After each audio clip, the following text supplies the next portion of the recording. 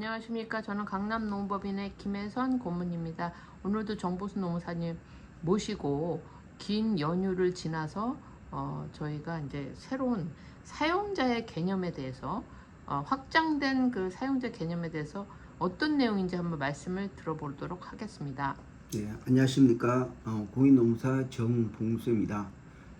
사용자 개념이라는 것은 그 근로기준법상 그 근로의 대가로 돈을 주는 그 월급을 주는 그러한 사람이 사용자라고 있습니다. 근로계약에서도 보면 근로계약이라면 사용자가 근로를 대상으로 근로자에게 지급하는 그 임금 그런 근로관계를 맺고 있는 그러한 계약을 말합니다. 그런데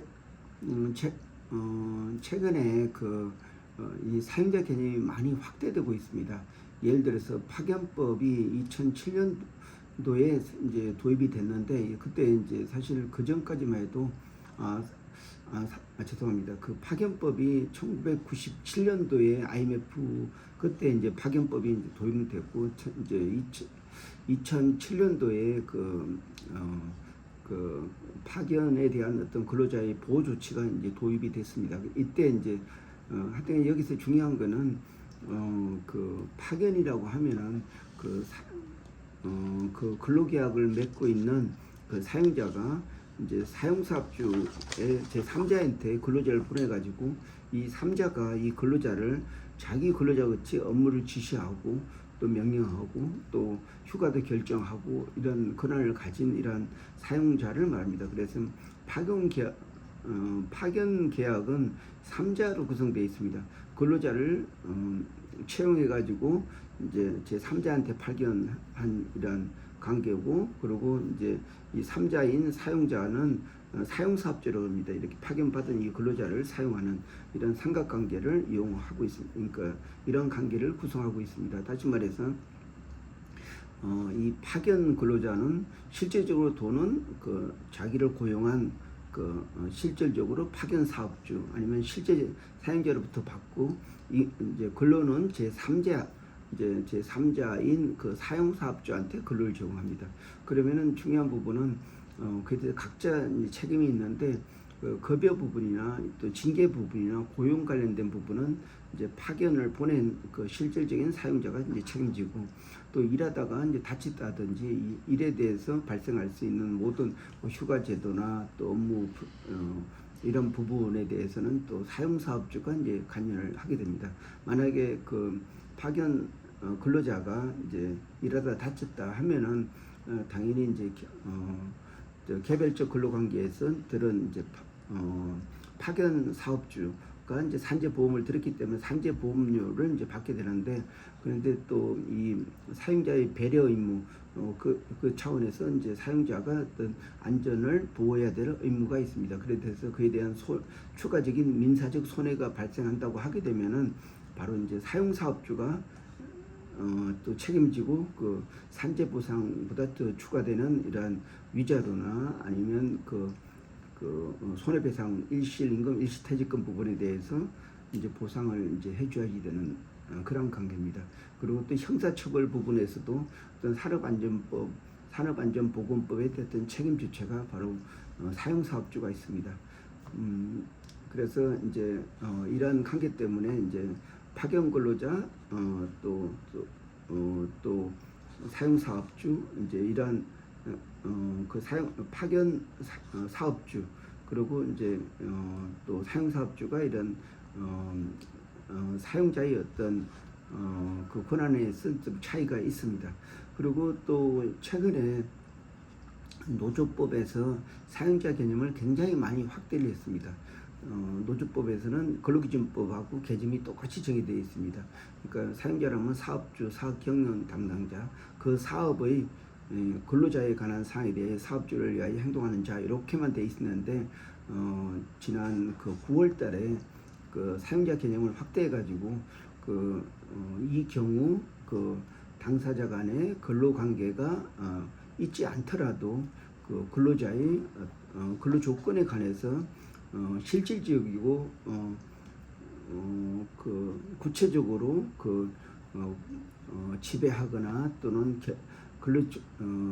결정을 할 수 있는 그러한 지혜 있는 그러한 자도 사용자의 범위에 속한다. 이렇게 해서 실질적으로 근로관계는 없더라도 실질적으로 이제 근로조건에 영향을 미칠 수 있는 이러한 그 하청 근로자의 원청 사업주 이런 부분도 이제 사용자로 보고 있습니다. 그래서 이게 사실 파견법하고 이제 비슷비슷하다고 할 수가 있습니다.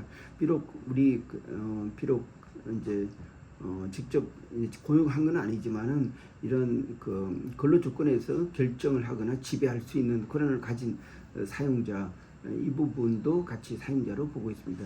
이렇게 사용자 개념을 확대하는 근본 목적은 실질적으로 이제 근로자를 보호하기 위한 그런 제도고 이런 그 지금 어떤 경영 합리화 차원에서 많은 기업들이 어떤 그 핵심만 그 고용을 하고 나머지는 다 외주나 아니면 또 그 도급으로 이렇게 다 가지는 그런 구조가 만연돼 있습니다.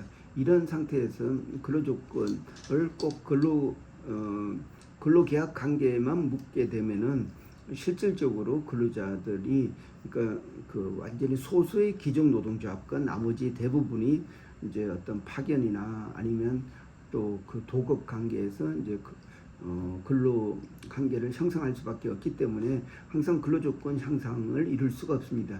그래서 다행히도 이번에 노동조합법이 바뀌어가지고 노동조합법의 사용자 범위가 확대됐습니다. 그래서 이러한 근로자의 근로조건에 대해서 실질적이고 구체적으로 그 영향을 미칠 수 있는 그러한 당사자도 사용자로 본다 이렇게 법으로 이제 변경됐습니다. 그래서 이제 노조법에 이제 사용자가 이제 됐기 때문에 이러한 그 하청회사의 근로자의 집단 단체인 노동조합이 단체 교섭을 자기들의 근로관계의 사용자가 아닌 그 원청의 그 사용자한테 단체 교섭을 요구해도 사용자는 반드시 따라줘야 됩니다. 만약에 단체 교섭을 요구했을 때 안 따라주게 되면은 그 노조법 그 81조에 따른 그 부당 노동 행위에 해당이 됩니다.